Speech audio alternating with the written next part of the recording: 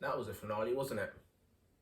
If you've been living under a rock for the past few weeks, or well, for the past week, you would know that, well, yeah, of course, you would know that Tom Ingram is finally the 2022 British Touring Car Champion in what was probably one of the greatest finales I've ever watched. Coming into the weekend on the Saturday, I was there. If you saw me, I'm sorry. So yeah, on the Saturday, Tom Ingram took an incredible pole position, taking pole over Rory Butcher by 0.4 of a second in what was the qualifying lap record. Of course, it won't go down in the history books as it was qualifying, not the race, but even so, a qualifying lap record for Tom Ingram in a Hyundai that looked spot on. It looked perfect. Trackside, it looked awesome, colour-wise and performance-wise. When it came down into paddock hill, the car just looked planted, and you can see on the GP loop as well, the car looked awesome. So that was one extra point for Tom Ingram, which means he was now just 6 points off of then championship leader Ash Sutton, who qualified in, I think, third or maybe fourth. I think it was third or fourth, I'm pretty sure. Yeah, but anyway, race one, Tom Ingram would then take a lights to flag victory, including the fastest lap point and, of course, a lead lap point, which meant he took full points, essentially. He'd taken maximum points from Saturday, maximum points from race one. Jake Hill, I believe, was third, or I think it was Sutton that was third. Honestly, I can't remember. I probably should have done. But yeah, more importantly, Tom Ingram had taken the win, what was probably one of his most important wins of his career. He then, of course, with that race victory, outscoring Sutton and Jake Hill, he had taken the championship lead, but not by much, which meant race two, he would once again start on pole position. He momentarily lost the lead to Rory Butcher off the line. However, he clawed it back and took back the lead. And then he just ran away with it again, didn't he? Taking once again the fastest lap point, once again a lead lap point, and then, of course, the maximum points that you can get for winning a race, which meant, well, he was getting ever closer. He essentially had one hand on the championship. Obviously, Jake Hill was in second place, his now closest rival, and Colin Turkington was third, but unfortunately that meant that he was mathematically out of the championship. So it would be a three-way fight going into race three. It would be Tom Ingram leading from Jake Hill and then Ash Sutton.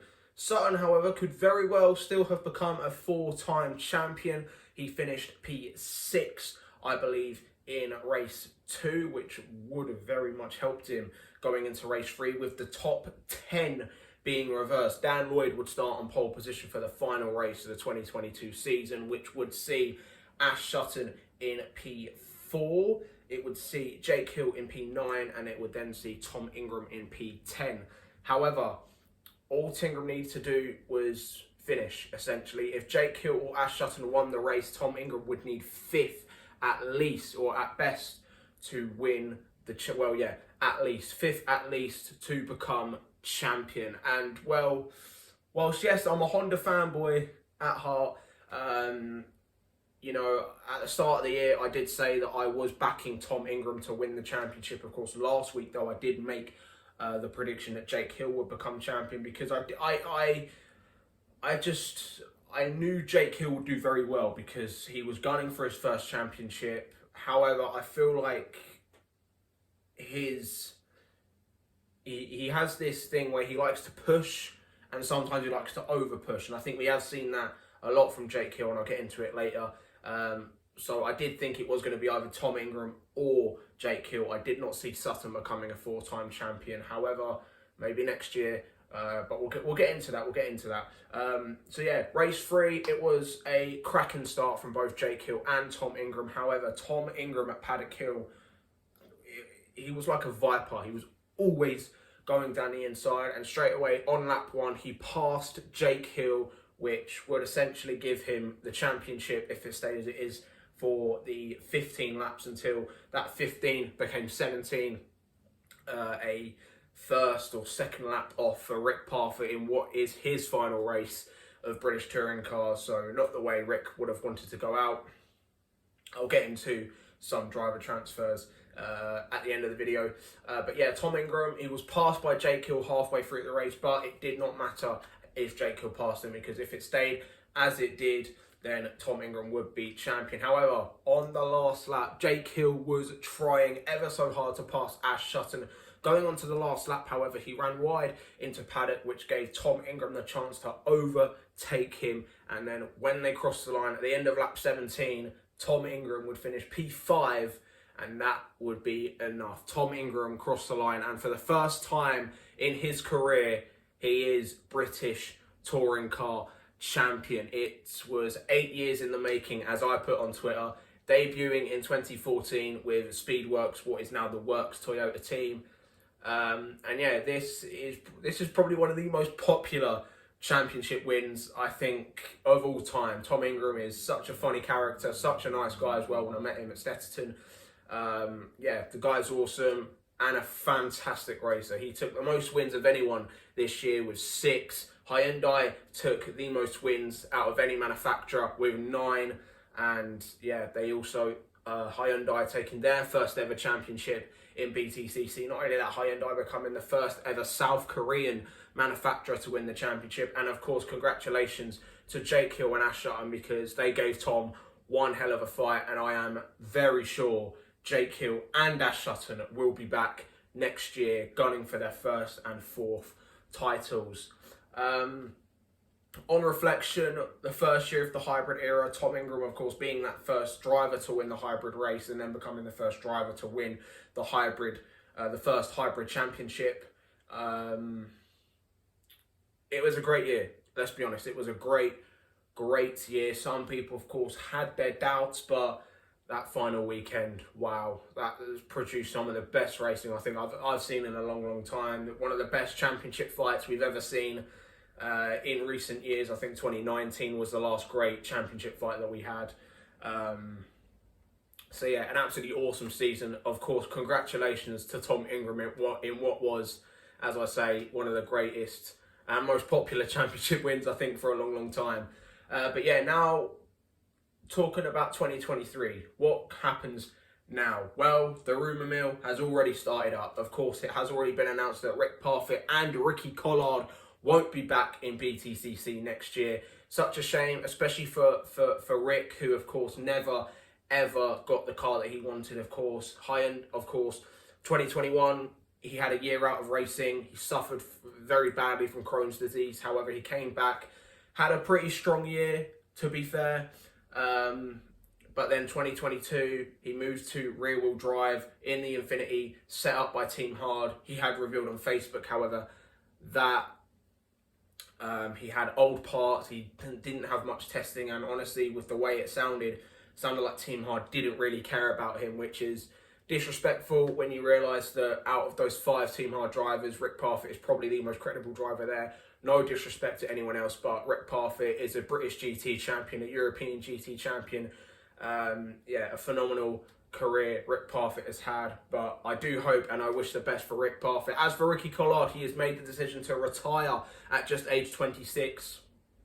A massive shame, especially because it is still such a young age, 26, but Ricky has said he wants to do other things outside of motorsport, and he wants to support his friends. He said he's got some friends and family out in Australia. So Ricky, enjoy your time, enjoy your retirement. So yeah, Ricky, of course, also with a big GT career, also had some great success in single-seaters in F4 and F3. But yeah, Ricky Collard, enjoy your retirement, and Rick, good luck to wherever you move on. However, I was going to make a separate video, and I still might, but it was announced Saturday morning that Tom Chilton would be back in the Hyundai with Accelerate Motorsport, which I think is great, and it works for both teams. Accelerate needs some more consistency with how they choose their drivers. Of course, they've changed their lineup every single year they've been in BTCC, so I think keeping Tom Chilton, not only that, we do already know Tom Ingram will be back next year.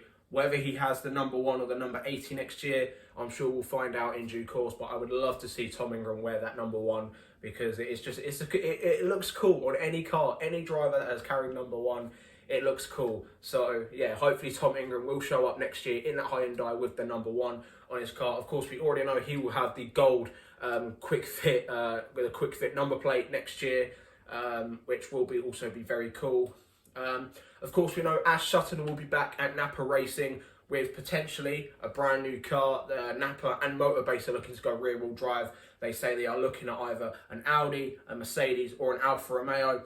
My personal pick would be the Alfa Romeo. I'd love to see Alfa back in BTCC. Whether it would be a Works backed team, I'm not too sure, but I'm sure Pete Osborne and everyone at Motorbase and Ollie Collins at Napa, I'm sure they'll figure something out, and it would be nice to see Ash Sutton back in rear wheel drive.